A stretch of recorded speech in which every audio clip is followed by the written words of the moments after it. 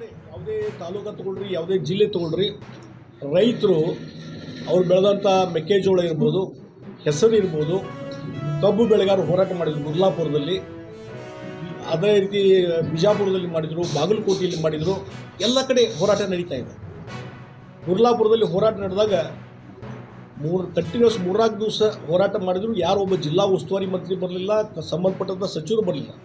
ಏನೊಂದು ಬೆಂಬಲ ಬೆಲೆ ಘೋಷಣೆ ಮಾಡಿ ಕೇಂದ್ರ ಸರ್ಕಾರ ಏನು ನಿಗದಿ ಮಾಡಿದೆ ಅದರ ಪ್ರಕಾರ ಅದಕ್ಕಿಂತ ಹೆಚ್ಚು ರಾಜ್ಯ ಸರ್ಕಾರದಿಂದಲೂ ನಮ್ಮ ಖಜಾನೆದಲ್ಲೂ ಕೊಟ್ಟು ಮುಂದೆ ಖರೀದಿ ಕೇಂದ್ರಗಳು ಪ್ರಾರಂಭ ಮಾಡಿ ಖರೀದಿ ಮಾಡುವಂಥ ಕೆಲಸ ನಾವು ಮಾಡ್ತಿದ್ವಿ. ಅದು ಇವತ್ತೇನಾಗಿದೆ, ರಾಜ್ಯ ಸರ್ಕಾರಕ್ಕೆ ಇದು ಏನೂ ಸ್ಪಂದನೆ ಮಾಡಲಿಕ್ಕೆ ತಯಾರಿಲ್ಲ. ಈಗ ನಾವು ಲಕ್ಷ್ಮೇಶ್ವರದಲ್ಲಿ ಮೆಕ್ಕೆಜೋಳದ್ದು ಇವತ್ತು ಹೆಚ್ಚಿನ ರೀತಿಯಲ್ಲಿ ಮೆಕ್ಕೆಜೋಳ ಬೆಳೆದಿದ್ದಾರೆ, ರೇಟ್ ಬಂದಿಲ್ಲ. 1700 1800 ಮಾತ್ರ.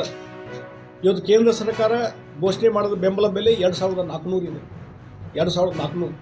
ಅದಕ್ಕೆ ಇನ್ನೊಂದು 600 ಸೇರಿ 3000ವರೆಗೆ ರಾಜ್ಯ ಸರ್ಕಾರ ಸೇರಿಸ್ಬೋದು.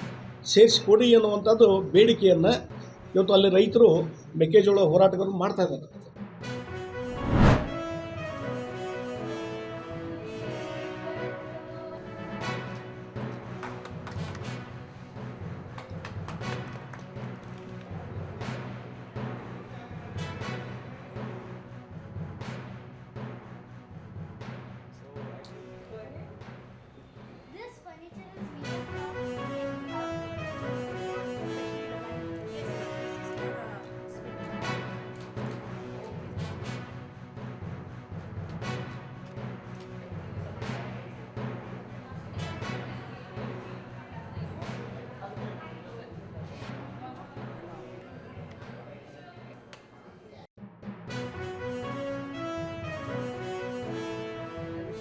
Congratulate Kendriya Vidyalaya Malleshwaram for introducing such an innovative tool.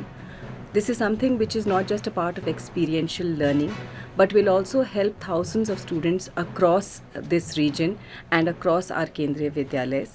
It's most important that Kendriya Vidyalaya also invests in modern generation, for the modern generation with innovations in pedagogy and learning.